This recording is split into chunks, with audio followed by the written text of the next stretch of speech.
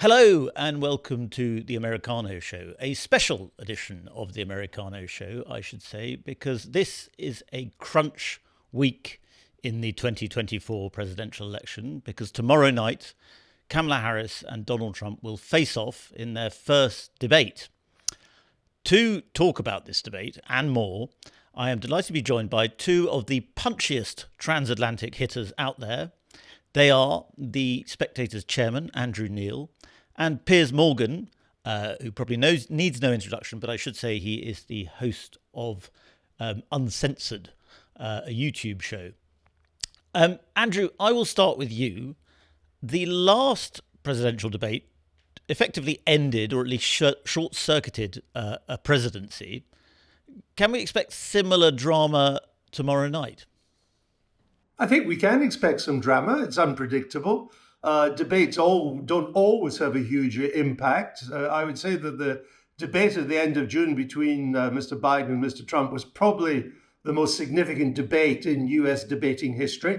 There have been other important ones, but none that has completely destroyed a candidacy the way that debate destroyed Joe Biden's candidacy. So, it's been fashionable to say, well, debates don't matter. And that's true. Debates don't matter until they do.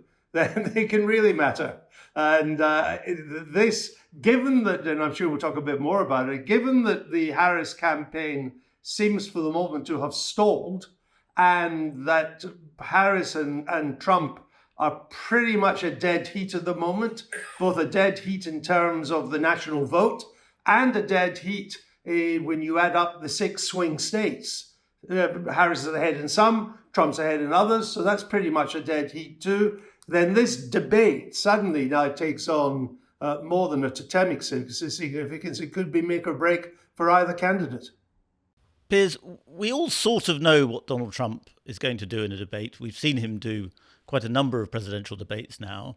And while he's unpredictable, the unpredictability is baked in. But looking at Kamala Harris, she is the unknown factor here in that she's not done this kind of a debate before. Yes, she's done a vice presidential one, but she's not done one under this kind of pressure. And it's really hers to lose, is it not? Yeah, it's massively intense and extremely perilous, I would say, because she's had an extraordinary honeymoon period since she replaced Joe Biden, given that she's been his vice president for the entire term of this administration. So she's trying to distance herself from almost everything that they've done, which is a bit of a strange juggling act if you're the vice president. But yeah, look, she's hidden away. She's done the old Biden basement trick of hiding away and hoping she doesn't have to come out and actually explain herself, because a lot of her policies, I think, would be a deterrent to potential voters, particularly independent voters. So I think that we're going to see for 90 minutes a fully unexpurgated Kamala Harris, which could be for her either the making or the breaking, I think, of her campaign. I suspect it may be the breaking. I've always felt that she's very lightweight. I thought she was a pretty awful vice president. That was the general vibe about her, right to the point she then becomes the nominee. And this kind of desperate attempt to anoint her as the new Obama, I think, is based on a lot of hot air. From everything I've seen. So I expect Trump to come out as he is, swinging, and I expect her probably over 90 minutes to crumble under that pressure. If she doesn't, and I would put that caveat in, if she doesn't and she manages to trade punch for punch and come out and prevail in the polls at the end of the night, then she's in a great position. But I felt for a while Trump's going to win this election, and I suspect the debate will be the thing that seals it for him. And Piers, we could probably be pretty sure that even if she doesn't have a great night and she just has an okay night, the dominant media in America, which is a pro-democratic media, will bill her as a great success. She only has to get a sort of 5 out of 10 to be billed as a 9 out of 10. Yeah, but you can't kid everyone forever. And we saw with Joe Biden, they tried for 2 years to pretend that the guy we saw making all these verbal and physical gaffes relentlessly, falling over, saying ridiculous things that had to be walked back by the White House within seconds, et cetera, et cetera. We knew for 2 years that he was suffering from some form of early onset dementia. It was clear. And they tried to hide that from the public and then over a 90-minute live debate on national television, there could be no more hiding place. And I feel that way a little bit about Kamala Harris for very different reasons. She's much younger, obviously, than Biden, 20 years younger. And she's a lot more eloquent and articulate. Of that, there's no question. But she's also prone to extremely, how would I put this, often incomprehensible word salad nonsense that comes out of her mouth. Trump, as you rightly said, Freddie, everything's baked in with Trump. You know, he's like a heavyweight champion boxer who's been around for 20 years. He's not going to surprise you with his moves. We know what's going to happen. The surprise will be whether she can withstand it and whether she can genuinely go toe-to-toe. Hillary Clinton, remember, was the most qualified candidate in American presidential history.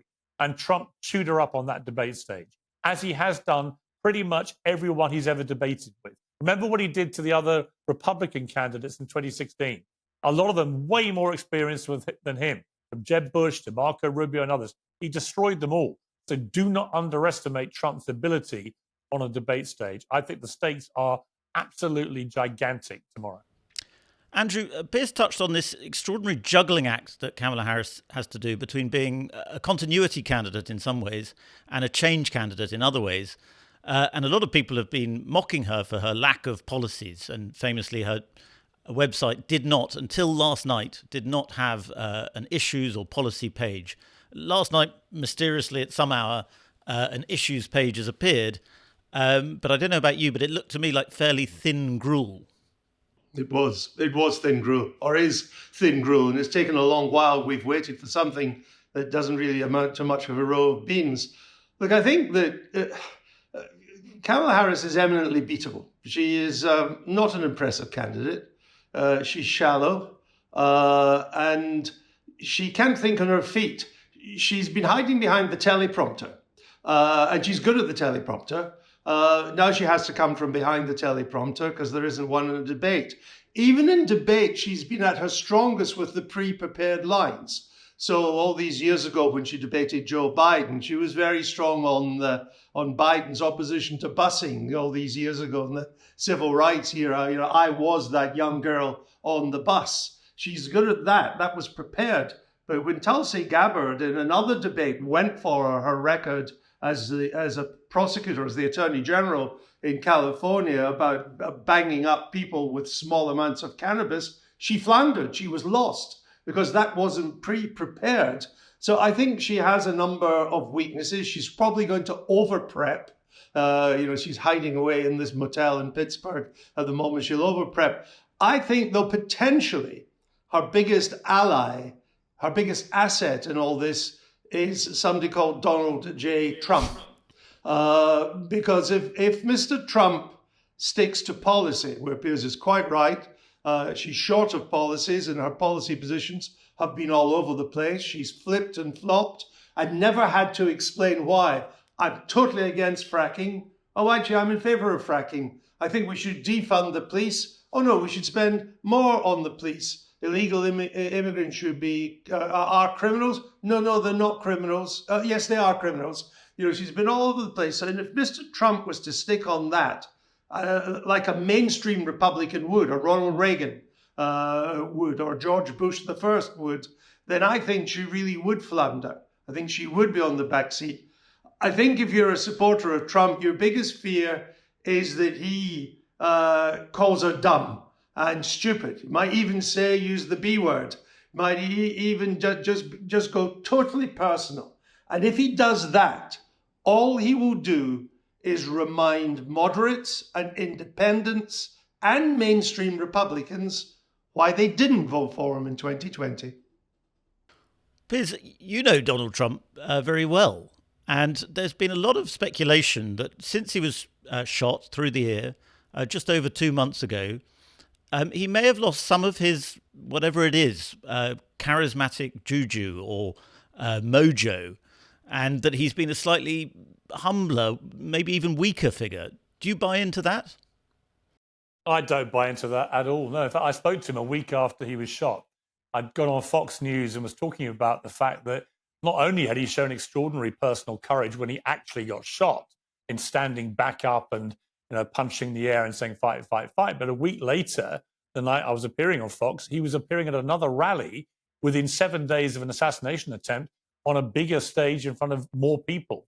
And I said, whatever you think of Trump, you can no longer deny he has enormous personal courage. I mean, to do what he did took real balls of steel. Anyway, he was watching. And when I got back to my hotel, he rang me. We had a 15-minute chat. He was exactly the same Donald Trump he's always been. He hadn't changed one iota. He spent 5 minutes talking about how much his ears have bled and how he discovered that ears bleed more than any other body part. And his ears, of course, bled more than most people's ears. He then spent another 5 minutes talking about what it's like to be shot. Gripping, fascinating. How he said he was saved by his immigration chart, that he had a chart in the teleprompter about immigration, which made him turn his head almost imperceptibly by an inch. And at that moment that he did that, the bullet whistled past and missed him by the inch that he would have been in direct hit from. So he should have been dead. It was a miraculous escape.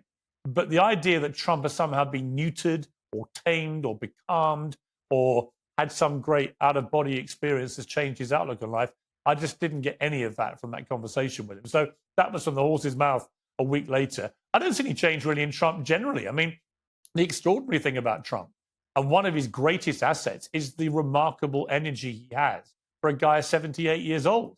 You know, I called him the Mick Jagger of politics by comparison to Biden, who looked about 108, because Trump goes out on these rallies. He's up there for 2 hours. He does them 2 or 3 times a week. And he's performing in front of tens of thousands of people. He goes through his greatest hits. No one can pretend they don't know what Trump stands for. He bangs away, hits them like a rock star, but extraordinary energy for a bloke approaching 80. He's never had a drink in his life, never had a drug, never smoked a cigarette.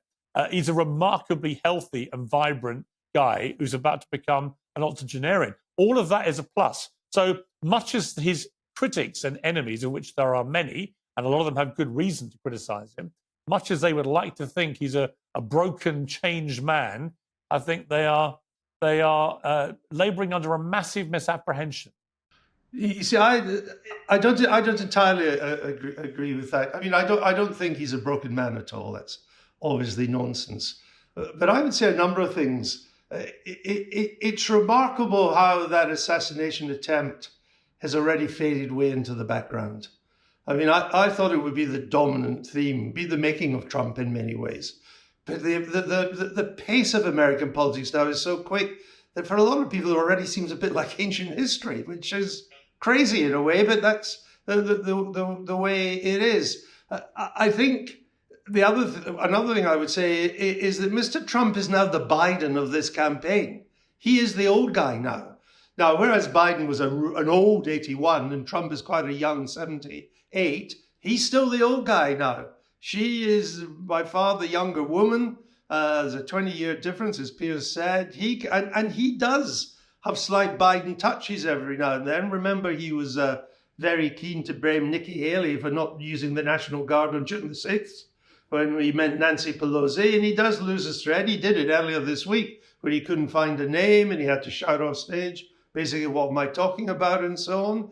I began this broadcast by saying that I thought the Harris campaign had stalled, and I think that's become pretty much the key. Even her cheerleaders are now beginning to say the campaign has stalled. But I think that Trump's campaign needs a reboot. Trump campaign needs a 2.0 because the old shtick isn't working anymore. Piers is right. We know what he stands for. We know all his lines. But even his own supporters are a bit bored with that. I would urge our viewers, next time they watch, probably an American cable channel, because they usually carry them more than our channels do. When Trump is speaking at one of these rallies, don't look at Trump. Look at the people sitting behind him. Because these people sitting behind him are the cult. And yet even they're now beginning to look bored.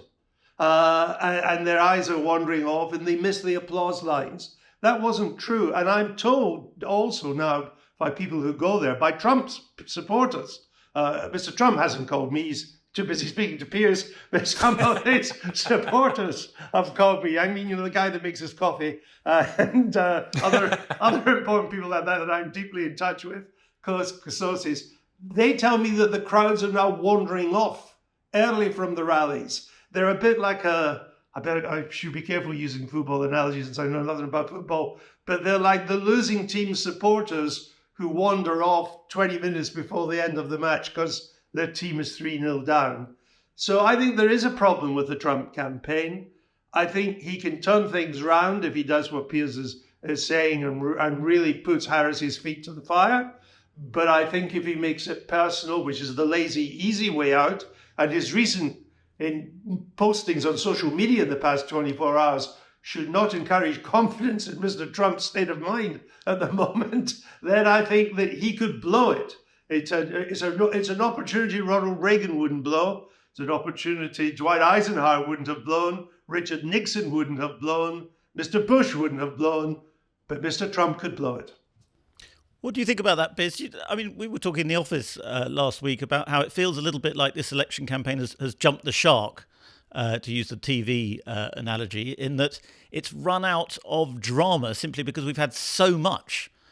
From June to July, we had the debate, we had the shooting, we've had Joe Biden pulling out of the race and so on. And that Trump, who he is a reality TV star at heart, and he relies on drama, he simply can't really match what has come before. Well, what he needs is a 90-minute live national television extravaganza to reboot. And what do we have tomorrow night? That sort of thing never happens. I mean, what I was saying, Andrew raised some good points there, and I don't disagree with you about the personal attacks. It won't work, I don't think, if he goes after Kamala Harris like that. However, two things. One, Trump is 1 point ahead in the national polling, which was a New York Times poll. And that, given the honeymoon period that Kamala Harris has had, you could say she's never going to get a better few weeks than she's just had. It was a coronation. The convention was a reinforced coronation and so on. No interviews, one that was just a bit of a softball and so on.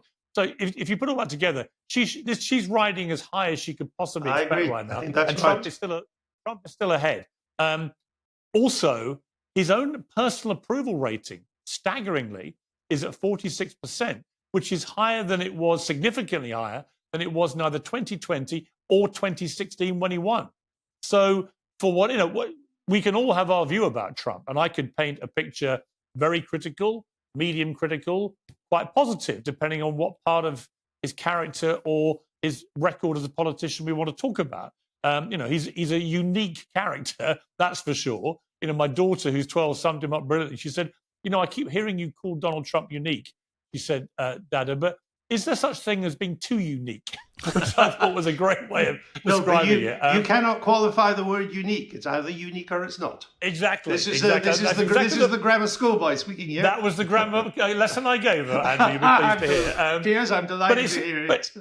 But you are dealing with somebody who, despite... Look, if you remember the timeline of all this, at the start of last year, Trump was dead and buried. Ron DeSantis was the golden boy. He was way ahead in the polls. He was going to be the nominee. Ron who? Yeah, I interviewed him last March, 18 months ago, down at his governor mansion, and he was exuding the air of the guy who pretty much had it in the bag.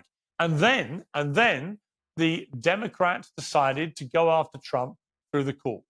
And they decided to go after him for everything they could possibly think of. And it was from that moment that not only did his fundraising start to explode, again, having been dormant, but also his popularity in the polls began to surge again. And it's carried on throughout that legal process.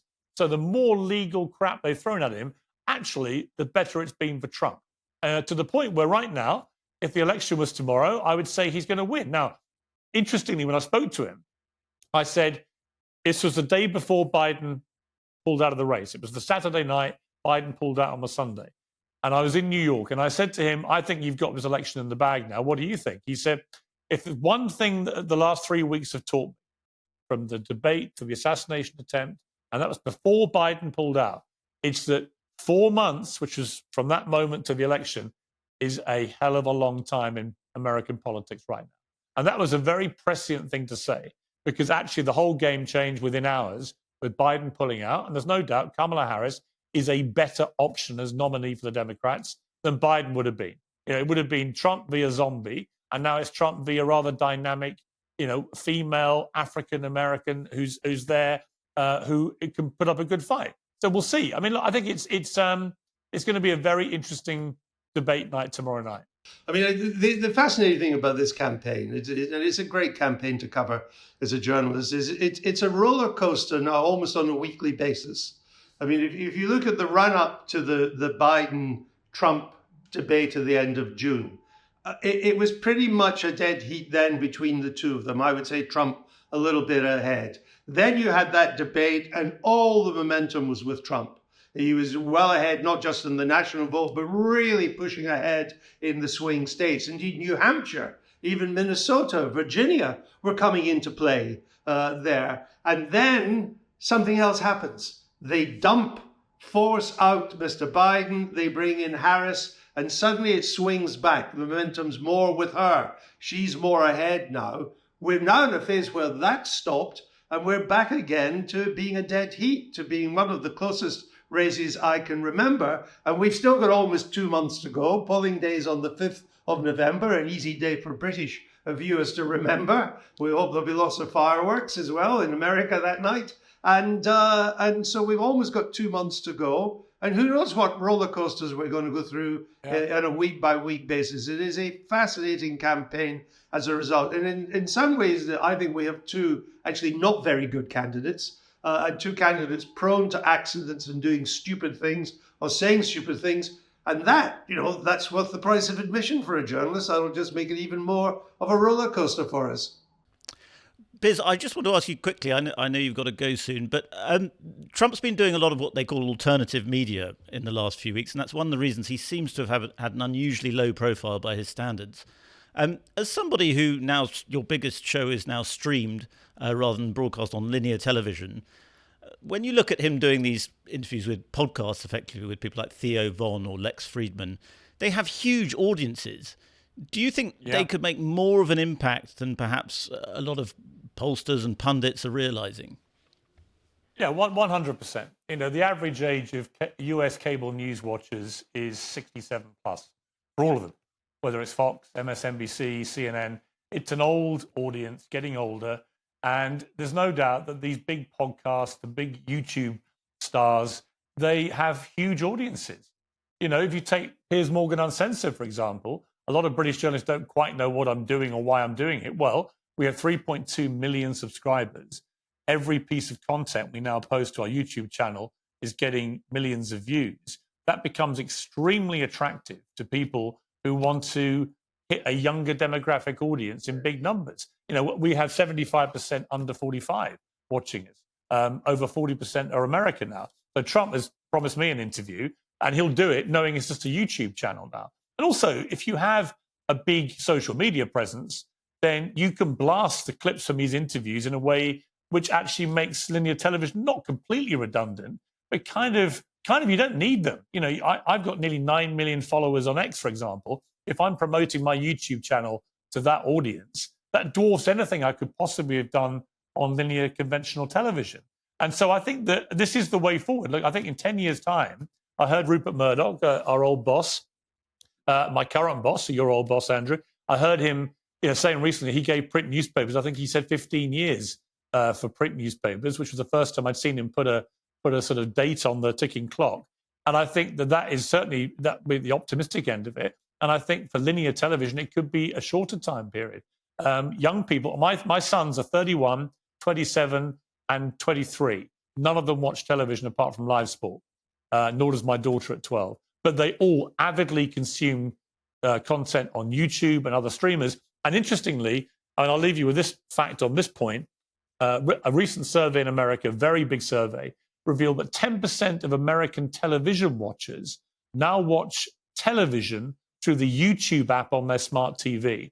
And only 22% watch network television through their smart TV. So you can see that the graphs, and cable was even like 15%, I think. So you can see the graphs are going where I would imagine that within 3 to 4 years, YouTube will be the number one place that people in America, and you have to assume then around the Western world, will be watching their content will be through the YouTube app on their television. I agree with everything Piers said, is why we started Spectator TV. Yeah. Well, finally, I would like you to answer a question very quickly. I'm not going to ask you to predict who's going to win the election because everybody knows that's very, very tight at the moment and it's a fool's game. But I would like you to say quickly. All right, well, you can if you want to. I'd like to ask you quickly, who's going to win tomorrow night in the debate, starting with you, Andrew? I think it'll disappoint us and turn out to have no clear victor, I'm afraid.